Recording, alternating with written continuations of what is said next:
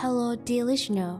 Welcome back to the Lawyer Talk channel from BLawyers Vietnam. I am Dang Thi Kim Chau, and I'm pleased to meet everyone again. On today's podcast is both. Today, we will discuss the key regulation concerning rooftop solar power system in Vietnam, with a particular focus on system operating under self-production and self-consumption mechanism. Accompanying us today is Ms. Huynh Ngoc Uyen Chi. Ms. Chi will share with us insight into the relevant legal frameworks, as well as practical advice drawn from her experience in the supporting and advising clients in the renewable energy sector.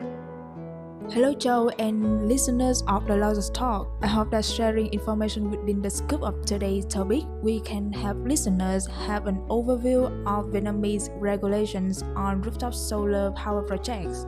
Listeners then can make decisions when installing rooftop solar power system that best suit their needs. I have heard that rooftop solar power in Vietnam is currently one of the projects attracting a lot of interest, especially from foreign investors. To kick off today's podcast, could you explain to our listeners what a rooftop solar power system is according to Vietnamese law? Thank you for the question. To give a brief overview, a rooftop solar power system uses solar panels to convert sunlight into electricity. These photovoltaic panels are installed on the rooftops of buildings and have a capacity of no more than 1 megawatt. They can be connected directly or indirectly to the grid of the Vietnamese Electricity Corporation. So, does that mean a rooftop solar power system must be connected to the national grid of the Vietnam Electricity Corporation?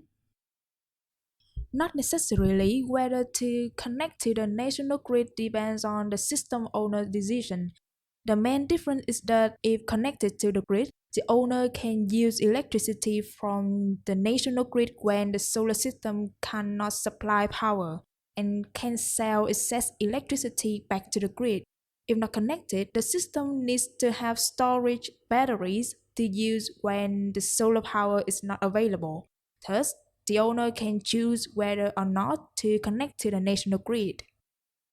Thanks for sharing, Michi. I have heard that foreign investors are particularly interested in Vietnam policy and regulation regarding renewable energy projects, especially rooftop solar power.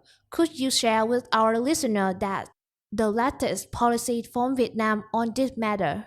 Yes, according to Decision No. 500 issued by the Prime Minister on the National on May 15, 2023, regarding power development plan for the period from 2021 to 2030 with a vision to 2050. One of the key goals is that by 2030, 15% of office buildings and 15% of residential houses will use self-produced self-consumed rooftop solar power for on-site consumption without selling electricity to the national grid. This policy not only strongly supports global environmental protection messages, but also reduces pressure on the national grid, lowers living costs for the households, and allows businesses to cut production costs and increase market competitiveness by using rooftop solar power. From what you have shared, it seems the government is indeed focusing on developing rooftop solar power under self-production, self-consumption mechanism. However, Decision number 13/2020, dated April 6, 2020, does not specify this mechanism, make it challenging for individuals and businesses to understand the procedure and permits for installing the self-produced, self-consumed solar system. Has the government issued any additional legal document to provide detailed guidance on this mechanism yet? Yes, on October 22, 2024, the government issued Decree No. 135, which outlines the mechanism and policy to encourage the development of self-produced, self-consumed rooftop solar power. According to Decree 135, self-produced, self-consumed electricity is electricity generated and consumed by an organization or individual to meet their own needs. Therefore, Self-produced, self-consumed rooftop solar power system are systems that individuals or organizations invest in, install, and use for their own purposes. Thank you for your update. Michi, in your explanation of rooftop solar power system, you mentioned that solar panel would be installed on the rooftop of buildings. Decision 500 also set the target that by 2030, 15% of office buildings and 15% of residential houses will use self-produced, self-consumed rooftop solar power. Besides office buildings and residential houses, please share more about other type of buildings where rooftop solar power system can be installed.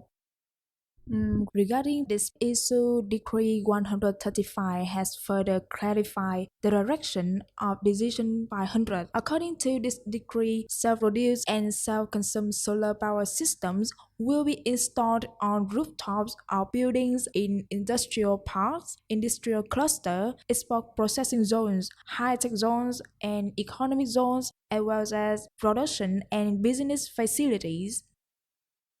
If individuals or businesses install self-produced, self-consumed rooftop solar system on the type of building mentioned in Decision 500 and Decree 135, are there any incentives or benefits they are received according to the law?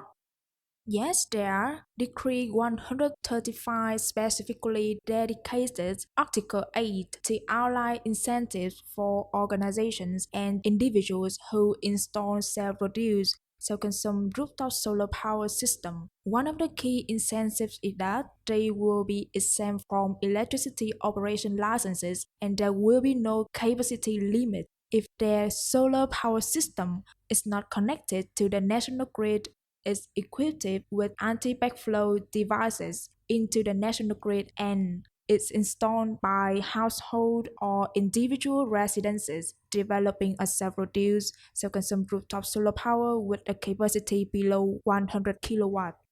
Additionally, self-produced, self-consumed rooftop solar projects will also have tax incentives and simplify administrative procedures in accordance with specialized legal regulations. You mentioned that several new self-consumed rooftop solar power systems are entitled to tax incentive and simplified administrative procedure. Please share more detail about this for our listener. This is a topic that is receiving a lot of interest from organizations and individuals planning to develop rooftop solar system. However, this part of Decree 135 still requires further specific guidance from relevant ministry and agency. Once those guidelines are issued, Local People's Committee will release corresponding directives for implementation. The Lawyers Talk channel will continue to follow up on this issue and update our listener with the latest information. In your earlier discussion, you mentioned that the owners of rooftop solar system, depending on their decision, can choose whether or not to connect to the national grid. Please share more about the procedure outlined in Decree 135 for connecting or not connecting to the national grid. For rooftop solar systems that are not connected to the grid, organizations and individuals installing such systems are exempt from electricity operation licenses, and there is no capacity limit as per the regulation I mentioned previously. In this case, before installing the rooftop solar system, they must carry out the two duties as follows. First, notify the Department of Industry and Trade and the local electricity unit of the installation capacity and location. And secondly, inform the local construction management and fire prevention authorities for managing, monitoring, and guidance according to the law. For reconnected rooftop solar system, organizations and individuals must install their own system according to the capacity limits planned for each locality. If the system has a capacity of 1000 kilowatt or more and sells excess electricity to the national grid, the system owner must apply for an electricity operation license. In addition, depending on the specific installation capacity, they must fulfill notification and registration obligations within the competent authorities.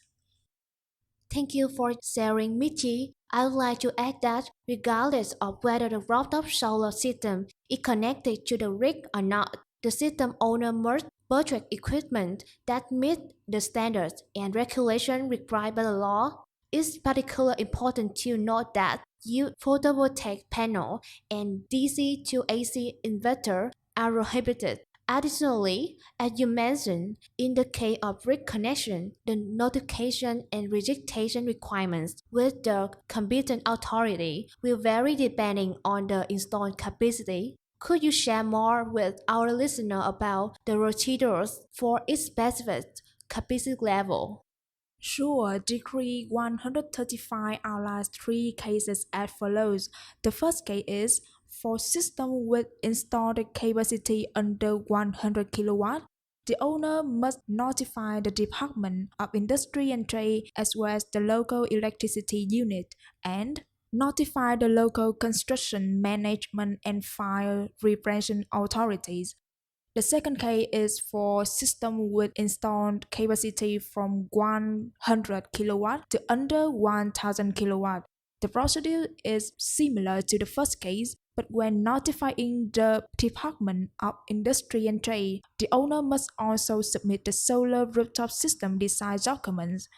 And the last case is for system with an installed capacity of 1000 kW or more and selling excessive electricity to the national grid. In this case, the owner must apply for an electricity operation license and register for a development certificate at the Provincial Department of Industry and Trade. Thank you for your valuable insight, Michi. Dear listener, that wraps up our discussion on regulation regarding self-produced, self-consumed rooftop solar power. I hope the information shared today provides you with a better understanding of this topic from legal perspective.